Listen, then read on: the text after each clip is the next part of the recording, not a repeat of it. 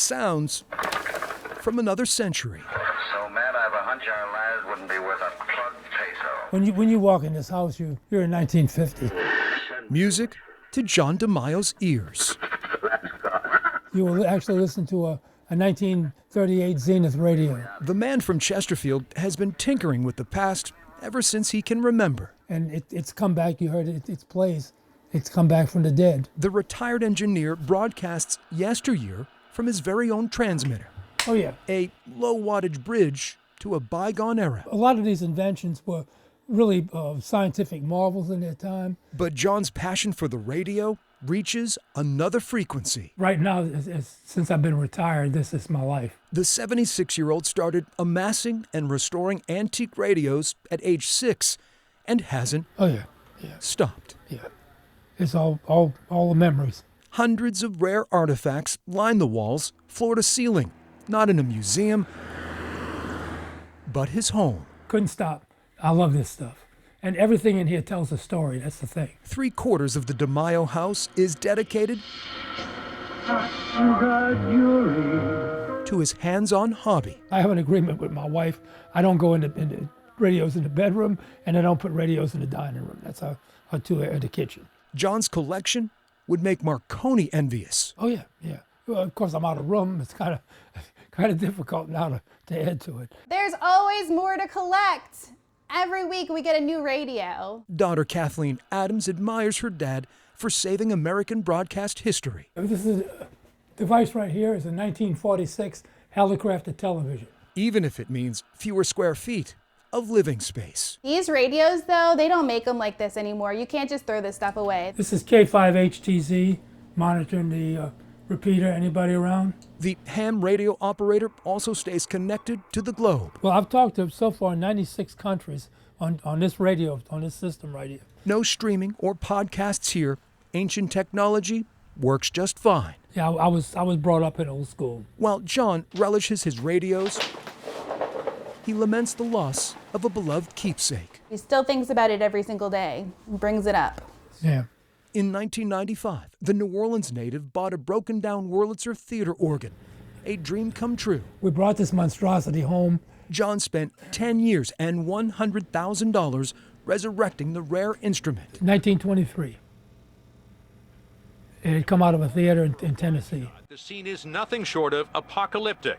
80% of New Orleans, including much of downtown, is underwater. But in 2005, Hurricane Katrina and broken levees wash away the DeMajo family home. And this is what we found. This thing sat underwater that was laden with battery acid. His mighty Wurlitzer, that's what was left of it, was no match for Mother Nature. It was devastating, definitely.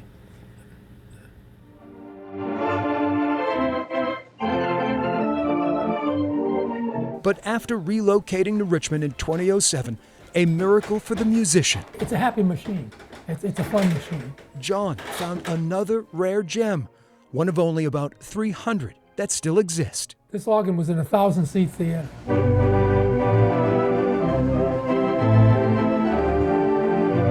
What better place to install a 1926 Wurlitzer than your living room? Why not?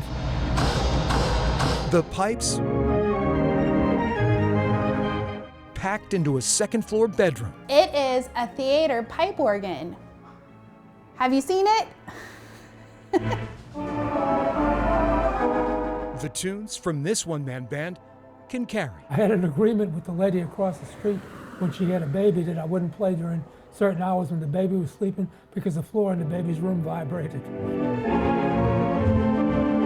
John finds joy at the controls, lost in his melodic memory maker. It soothes the soul, it's relaxing. But John says the song is ending sooner than he would like. The grandfather lives with terminal lung damage from non-Hodgkin's lymphoma. Doctors say John has about 18 months to live. And this is why I want to be able to share this with people. You know, once I'm not here anymore, I want people to be able to see this and enjoy the stuff that I've spent my life collecting. John's next act, finding a home for his 7 decades of labor under one roof. That's really what all this is at this point. I got to figure out what to do with this. Till then, the musician says the song must go on. John DeMajo enjoying the sounds of happiness down to the last note. I would say that if I hadn't done this, I would have a real problem saying that I didn't fulfill my life. If you have a dream that you want to do something like this, do it. Do it while you can. For I Have a Story, I'm Greg McQuade, CBS 6 News.